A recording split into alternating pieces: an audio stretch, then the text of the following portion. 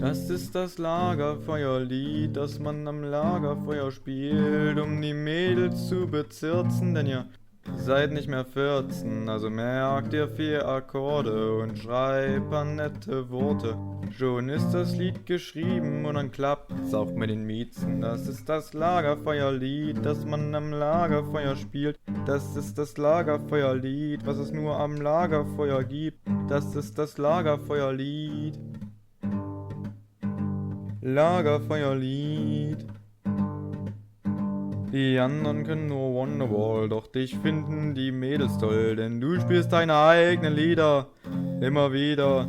Bist inspiriert von AMK, drum zünd dir noch ne Fluppe an, dann bist du völlig unbeschwert und klingst wie Udo Lindenberg. Das ist das Lagerfeuerlied, das man am Lagerfeuer spielt. Das ist das Lagerfeuerlied, das es nur am Lagerfeuer gibt. Das ist das Lagerfeuerlied. Lagerfeuerlied.